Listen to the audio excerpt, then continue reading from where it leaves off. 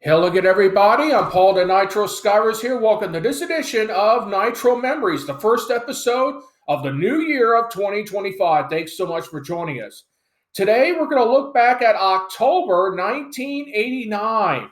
Now, as we left last time in September of 89, Terry Funk got suspended by the NWA for putting the plastic bag over Ric Flair's face, trying to suffocate him. He was suspended indefinitely until Ric Flair.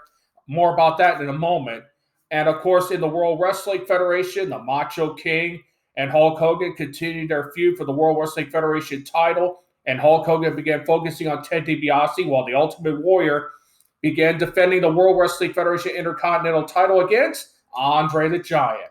So now let's begin October of 1989. We begin with the World Wrestling Federation as we're now on the road to the Survivor Series 89 in Cleveland at Richfield Coliseum. Now, Hulk Hogan and Ted DiBiase's teams has been announced. Zeus will be back as Zeus still wants revenge on Hulk Hogan. He can't wrestle worth a lick. And Hogan's team will have Hulk Hogan, Jake the Snake Roberts, and Demolition. Ted DiBiase will have the Powers of Pain and Zeus. Hogan, can't wrestle worth a lick. Can't wrestle worth a lick. Now in October, we got more matches announced for the Survivor Series. We got, let's see, 89. We would see Bobby Andre's team of Andre the Giant, Haku, and the Brainbusters. The Heenan family against the Warriors, the Ultimate Warrior, the Rockers, and not Jimmy Snuka. Who was on that team? Hacksaw Duggan, I believe, was on the team. Let me check this out 1 second. I need to make sure I verify all this correct answers. Let's see here. This is what happens when you're taping live, folks. Obviously, it's not in here in my magazine here. 1989 Year in Wrestling for Pro Wrestling Illustrated. More about that in a moment. I think it was Hacksaw Jim Duggan. I'll verify that for next month's issue. Also, Rowdy's, say that 10 times, against Ravishing Rick Rude's team of the Rude team. Who knows? How they get this stuff, I'll never know.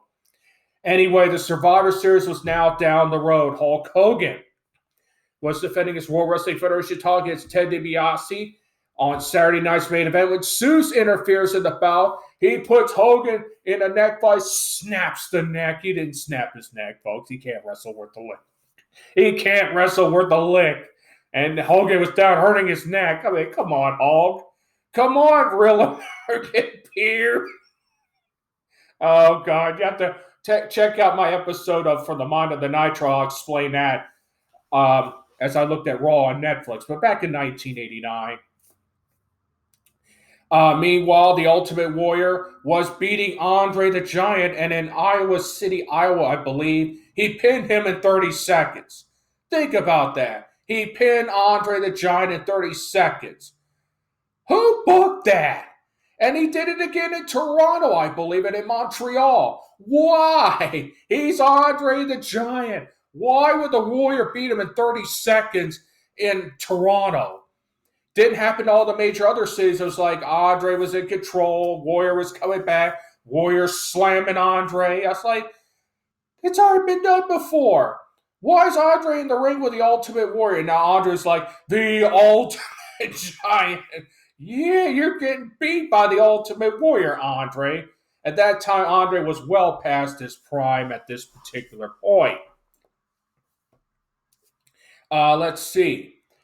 Demolition were still feuding with the Powers of Pain as well as the Twin Towers for the tag team titles. Hacksaw Jim Duggan, tongue twister there. Hacksaw Jim Duggan was still feuding with the Macho King Randy Savage for the crown. Why they do that for the crown, I never know. Never know. But that was basically what was going on in the World Wrestling Federation in October of 89. Kind of a lull type of sense of feeling there, as now we're heading into the Survivor Series of '89. They're getting ready to wrap things up. Of course, No Holds Barred just got out of the theaters. It's now going to be on VHS. More about that next month on Nitro Memories. Now on to the NWA and Halloween Havoc. First, Ric Flair got Terry Funk reinstated into the NWA. He tried to suffocate me. Woo! He tried to suffocate me. I want him back. And he wants the Thunderdome cage where he and Sting take on Gary Hart's team with the Great Muta and Terry Funk. Bruno Sammartino is going to be the special enforcer referee. Now, this is important because this is Bruno's first in-ring appearance in over 2 years. I think the last time was in August of '87 in Baltimore, Maryland, when he and Hulk Hogan defeated King Kong Bundy and I think Big John Studd at the Baltimore Civic Center.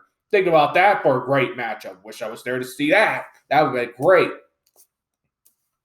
So that'd be Bruno's first ever appearance in over 2 years as the guest referee. Now, Ole Anderson would be in the corner of Flair and Sting. He would have the towel. So would Gary Hart.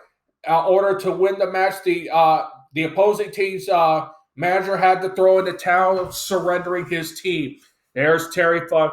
Gary Hart, you're not going to throw in the towel for me because I will never give up. And Gary's like, oh, no, I will never throw in that towel. Ole Anderson, you're going to be the one throwing in the towel. Yeah, we'll see about that. Lex Luger started defending his title. Now U.S. title against Tommy Wildfire Rich. I think that's a little bit past his prime with the Wildfire. His best day was, remember, 82, 83 at that particular point. Doom was still underneath the mask, and they were on the rise as well. The Steiners were chasing the Freebirds for the World Tag Team titles. Now, Halloween Havoc occurred, the very first Halloween Havoc in Philadelphia, Pennsylvania on October 29th, I believe. Let me look at this.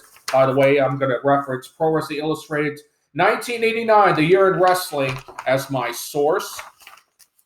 Let's see here. Halloween Havoc. Halloween Havoc here. Let's see. Here we go. October 28th in Philadelphia, Pennsylvania. I'll run down the results here. Tom Sank defeated Mike Rotundo. The Z-Man was on the rise in the NWA at that time as well. The Z-Man. Who came up with that?